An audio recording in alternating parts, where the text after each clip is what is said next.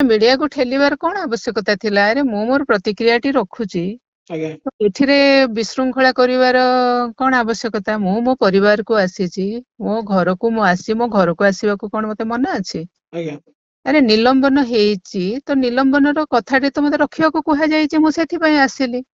ଆଜ୍ଞା ଆଉ ଏଇଭଳିଆ ଯେତେବେଳେ ଧସ୍ତାଧସ୍ତି ସେଠି କଲେ ମତେ ଭଲ ଲାଗିଲାନି, ମୁଁ ପଳେଇ ଆସିଲି। ପାର୍ଟିର ଯୋଉ ବରିଷ୍ଠ ଅଧିକାରୀ ମାନେ ଅଛନ୍ତି ବା ସଂଗଠନ ଦାୟିତ୍ୱରେ ସେମାନଙ୍କୁ ଜଣେଇବେ କି?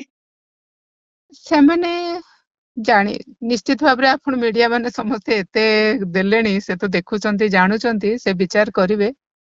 ମୋର ଆଉ କହିବା ପର୍ଯ୍ୟନ୍ତ କଣ ଅଛି? ଠିକ ଅଛି, ନିଶ୍ଚିତ ଭାବରେ ରଖିବି ଉପରକୁ। ଆଉ ମୁଁ ସଂଗଠନ ମନ୍ତ୍ରୀ, ମୋର ଅଧ୍ୟକ୍ଷ ଆଉ ପ୍ରଭାରୀଜୀ, ସେମାନଙ୍କ ପାଖରୁ ମୁଁ ନ୍ୟାୟ ଆଶା କରୁଛି। ଆଉ ଯୋଉମାନେ ଏଇ ଷଡଯନ୍ତ୍ର କରୁଛନ୍ତି, ଯୋଉମାନେ ଏଇ ବିଶୃଙ୍ଖଳା କରୁଛନ୍ତି, ସେମାନଙ୍କୁ ସେମାନେ ଚିହ୍ନନ୍ତୁ। ଆଉ ଏଇ ଯୋଉ ମହିଳା ମାନେ କିଛି ଅଛନ୍ତି ସେଠି, ସେ ସବୁ ତାଙ୍କର ବାଚାଳତା ମୁଁ କହିବି। ଆଜ୍ଞା ଆଉ ଏ ମହିଳା ମାନେ ଷଡଯନ୍ତ୍ରକୁ ବୁଝି ପାରୁନାହାନ୍ତି, ଜାଣି ପାରୁନାହାନ୍ତି। କିନ୍ତୁ ଦୁଃଖ ଲାଗୁଛି ଯେ ଠିକ ଅଛି, ମୁଁ ନିଲମ୍ବନ ଯଦି ହେଇଛି ବି, ମୁଁ ଗୋଟେ ଆଉଟସାଇଡର ଭାବରେ ବି ଯଦି ଦେଖାଯାଏ, ମୁଁ ଗୋଟେ ମହିଳା।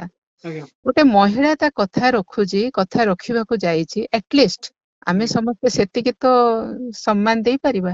ଆରେ ସେ ତ କୌଣସି ବିଶୃଙ୍ଖଳା କାମ କରୁନାହିଁ, ତ ତୁମେ କାହିଁକି ଏଇଭଳିଆ ଠେଲାପେଲା କରିବା ଆରମ୍ଭ କଲ?